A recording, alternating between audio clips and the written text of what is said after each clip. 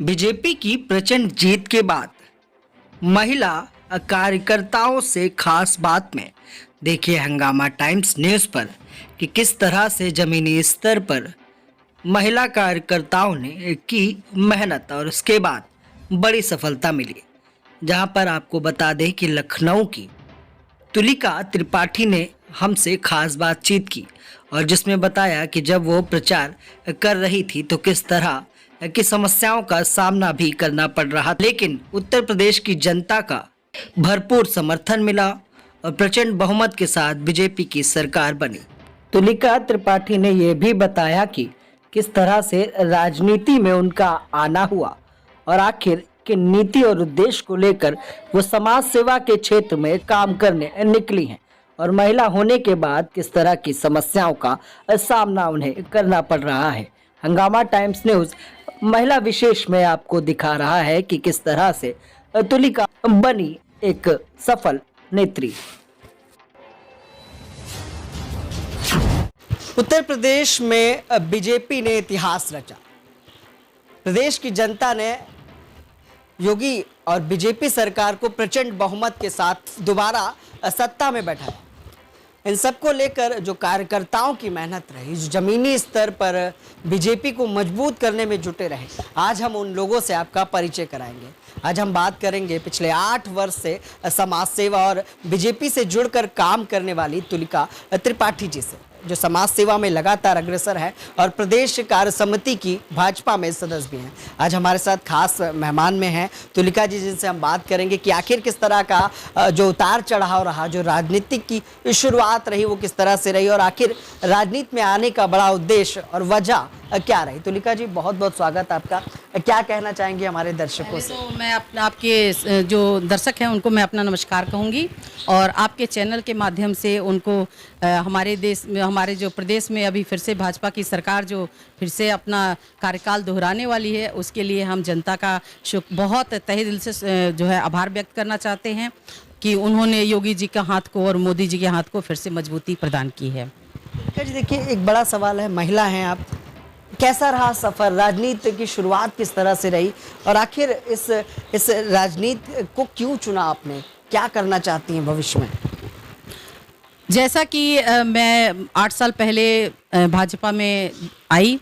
तो मेरा भाजपा में आने का मकसद बस यही था कि मैं छोटी थी, जब बच्ची थी तब से मैं स्कूल के फंक्शन में मैं स्पीच दिया करती थी और भगत सिंह और भारत माता, मतलब देशभक्ति जो था वो मेरे रग रग में कूट कूट के भरा हुआ था और मैं स्कूल में भी प्रेयर करवाना और नारे लगवाने में सबसे आगे रहा करती थी। और मैं पिछले मतलब जो हमारे 3-4 पीढ़ी जो हमारे पहले जो हमारे पूर्वज भी हुआ करते थे, वो लोग भी देश के जो बोलते हैं कि देश के स्वतंत्रता में संग्राम में काफ़ी बढ़ चढ़ के हिस्सा लिए थे। हमारे बाबा लोग के पास तामपत्र मिला था, जो हमारे बाबा लोग जो थे, तो ये सब चीज़ें होते। फिर मेरे पति भी फौज से हैं, मेरे ससुर जी भी फौज से, मेरे कई चाचा लोग फौज में हैं। तो वो सब देखते देखते दिल में ऐसा हुआ कि अगर राष्ट्र को, हमारे देश को अखंड राष्ट्र बनाने के लिए अगर कोई पार्टी आई हुई है तो क्यों ना हम भी उसमें अपनी सहभागिता दें। तो इसलिए हम भारतीय जनता पार्टी को चुने और भारतीय जनता पार्टी में हम जो है काम करने के लिए आ गए। और जो एक जो मानसिकता जो बनी हुई होती है कि महिलाएं मतलब राजनीतिक पार्टियों में गंदगी होती है, अब महिलाओं को नहीं जाना चाहिए, तो मैं उसके बारे में बस ये कहना चाहूँगी कि अगर सभी लोग यही सोचेंगे कि गंदगी है उसमें नहीं जाना चाहिए, तो सभी को पता है कि गंदगी कीचड़ में ही कमल खिलता है और अगर हम लोग उसकी सफाई नहीं करेंगे, अगर महिलाएं ज़्यादा से ज़्यादा उस फील्ड में नहीं जाएंगी तो वो सही कैसे होगा और अच्छे परिवारों से नहीं जाएंगी तो उसको हम कैसे उसको बैलेंस कर पाएंगे। जी, आपने बड़ी अच्छी बात कही कि महिलाओं के लिए एक कठिन सफ़र होता है राजनीति का, तरह तरह के सवाल खड़े होते हैं। जैसा कि आपने बताया कि महिलाओं पर कई तरह के आरोप लगाए जाते हैं, लेकिन लोगों की मानसिकता तो बदली है, क्योंकि महिलाएं पहले अपनी आवाज़ भी नहीं बुलंद कर पाती थी, किसी भी समस्या के लिए वो खुलकर बात नहीं कर पाती थी, एक दबाव था। लेकिन आज जो स्वतंत्रता, जो आज़ादी मिली है, महिला पायलट है, महिलाएं अपने क्षेत्र में आगे बढ़ रही हैं, तो इस बात की भी तो खुशी होगी आपको। जी, बिल्कुल, बिल्कुल मुझे बहुत खुशी है, क्योंकि मैं ये जहाँ तक देख पाई हूँ कि जब मेरे हस्बैंड जब इंडियन नेवी में थे तो पहली बार भारतीय नौसेना में महिलाओं को उतारा गया था, और उस समय बहुत ही अनसिक्योरिटी फील होता था उनको, क्योंकि उनकी संख्या कम थी। और धीरे धीरे जो भाजपा सरकार के आने के बाद जो हर फील्ड में, हर आर्म फोर्सेस में पार्टी ने, मतलब हमारी सरकार ने, हमारी मोदी जी के जो बोलते हैं ना कि महिलाओं के लिए जो बोलते हैं कि एक बहुत उच्च विचार रखते हैं, जिस तरह वो अपनी माँ का सम्मान करते हैं, भारत माता के सम्मान करते हैं, उसी तरह वो आम नारी को, आम महिला को समझते हैं। तो इसलिए उन्होंने महिलाओं की ताकत को समझा और बखूबी उसको देश के